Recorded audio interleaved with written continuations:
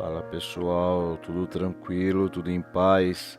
Hoje nós estamos aqui na cidade de Rio Claro, mais precisamente na região de Mata Negra. Esta região que estamos, ela foi uma sesmaria no passado, onde havia muitos escravos e por isso nesse local tem até um cemitério de escravos. Mas atualmente encontramos uma plantação de cana, né? E o curioso de tudo isso é que existe uma lenda local dizendo que aqui se chama Mata Negra, que muitas negras foram enterradas nesse cemitério e por isso eles colocaram o nome desta região de Mata Negra. Então, antes de iniciar os relatos, eu sinto informar que não fomos autorizados a entrar na casa do barão. Por estar em ruínas e tem um trâmite de tombamento histórico, mas podemos mostrar de longe o casarão, isso não interfere em nada. Então, com o drone já entrando aqui nesta pista, nesta estrada de terra, e vou contando a história aí desse casarão, a história do Grão-Mongol. O barão do Grão-Mongol se chamava Walter Martins Pereira e ele comprou as terras da fazenda Angélica que pertencia ao senhor Vergueiro, que era o senador. Esse senador aí ele veio a falecer e as terras foram herdadas, ficaram de herança aí para os seus filhos. Só que seus filhos não fizeram uma boa administração, então eles decidiram vender as terras e Walter Martins soube que tinha umas terras ali próximo da região de Rio Claro, da cidade de Descalvado, onde ele veio visitar um conhecido, que o mesmo, né, o próprio amigo dele, informou para ele sobre essas terras que estavam à venda e que eram muito boas, terras de boa qualidade. E aí ele decidiu ir até lá para ver como que eram essas terras. E quando ele chegou lá, ele decidiu adquirir parte da Fazenda Angélica, né? Então começou nesta região aqui a plantação de café. E vejam vocês que interessante, como ele conseguiu o título de Barão de Grão-Mongol. Né? Ele era só Walter Martins Pereira, um cara comum, e morava no norte de Minas Gerais. Nessa época, começou então a Guerra do Paraguai. E esse cidadão, né, um corajoso homem, reuniu ali um pessoal para ir nessa guerra, nessa batalha, que era a Guerra do Paraguai. E junto com ele, ele levou também seus irmãos. E no final dessa luta, dessa guerra, ele foi condecorado com o nome de Grão-Mongol por ele ter ajudado ali, ter reunido vários homens, ter levado esses homens para o campo de batalha, né, contra a Guerra do Paraguai. Ganhou o subtítulo de Grão-Mongol. Agora, por que ele recebeu esse subtítulo de Grão-Mongol, Barão de Grão-Mongol? Porque ele morava na região de Grão-Mongol, lá em Minas Gerais, como eu havia dito. E por isso ficou o nome de Barão de Grão-Mongol. Hoje em dia, o casarão está se deteriorando e a prefeitura local não quis investir em uma restauração deste imóvel, né, que se tornou parte da história da cidade e do Brasil. Devido a isso aí, foi proibida a sua visitação local por correr o risco de desmoronamento. Mas aquela parte que fica de pedra e alvenaria construída lá pelos escravos baianos e mineiros ainda continua firme, mas a parte interna está toda comprometida. Infelizmente, não tem condições de estar lá dentro visitando, porque passou-se muito tempo, muitos anos, né? E não teve uma manutenção, não teve nada, então infelizmente o tempo vai deteriorando todo o local.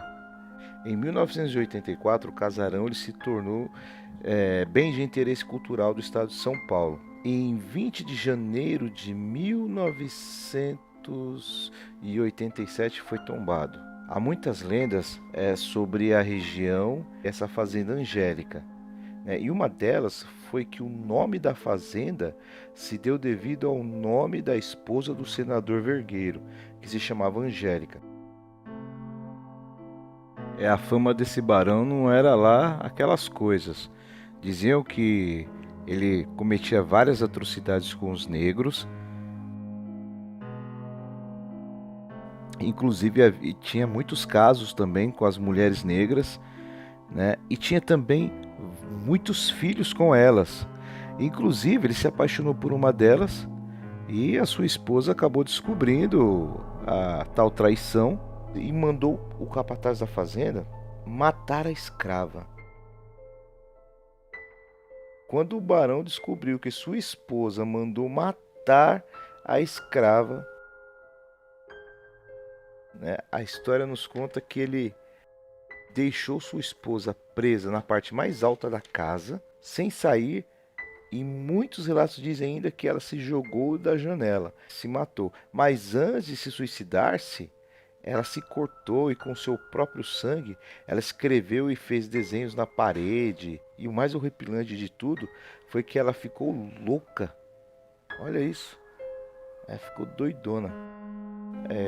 Antes dele morrer, ele teria chamado sua esposa para pedir perdão, mas ela teria se negado. Que coisa, não?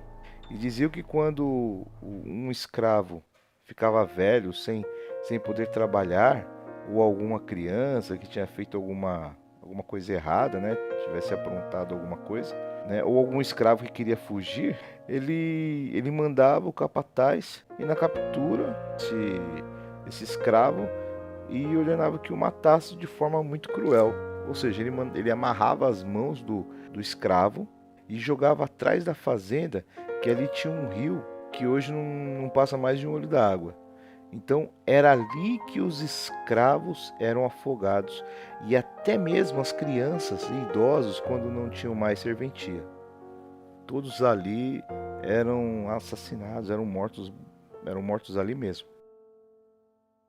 Mas como sabemos da história, naquela época era normal esses senhores aí ter escravos.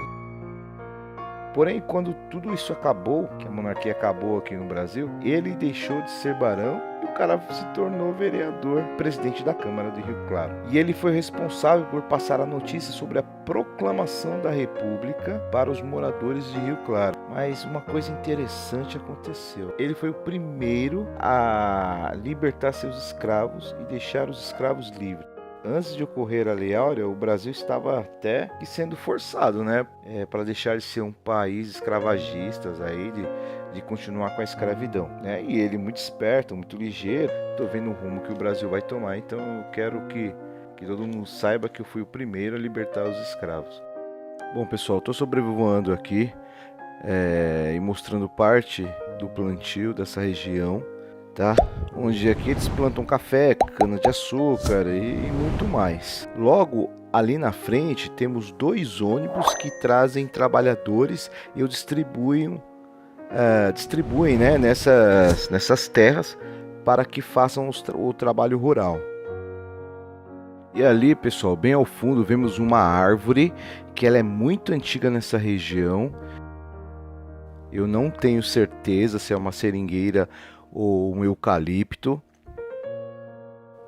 uma árvore de eucalipto, não tenho certeza, mas uma coisa eu sei, os trabalhadores rurais que trabalham aí nessa região, nesse terreno todo fértil aí, pronto para o plantio, no momento de descanso, após o almoço, eles sentam à beira desta árvore e ficam à sua sombra para poder relaxar, ficar mais tranquilos aí, descansados para voltar ao trabalho.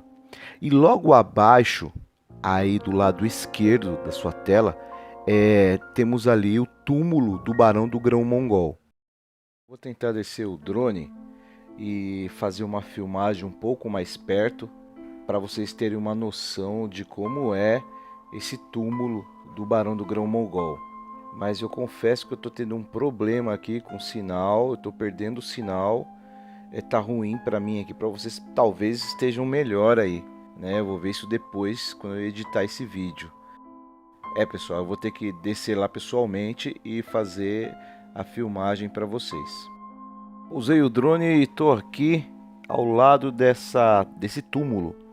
E olha o que vejo aqui, vários santinhos, moedas, tem crucifixos aqui, tem até estátuas quebradas, tem um vaso aqui no chão quebrado.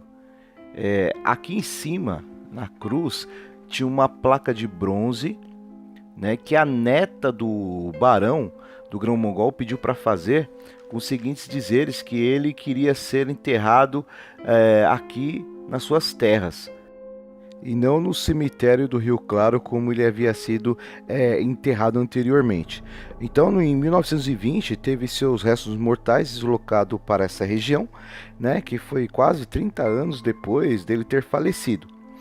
E devido então a sua neta achar o documento deixado por ele, que dizia que queria ser enterrado nas suas terras, foi trazido para o meio dessa plantação aqui no meio do nada. E está aí até hoje.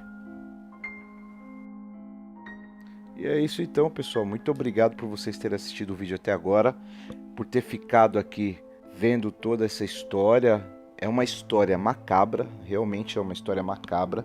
Ela envolve muitos acontecimentos, escravidão de negros, que foi uma coisa muito horrível. Mas enfim, pessoal, essa é a história que aconteceu durante os anos aí de 1800. E antes de finalizar o vídeo, eu não posso deixar de agradecer primeiramente a Deus por dar-nos forças, sabedoria, saúde, para que nós possamos estar aqui e realizar um belo trabalho para vocês. Agradecer ao meu amigo Megadrone, ao amigo o William, conhecido como Sedex, que esteve aqui junto conosco para a gente poder realizar todo esse trabalho. E valeu! Não se esquecem aí de se inscrever no canal, não se esquece de deixar o seu joinha e ativar o sininho. E obrigado!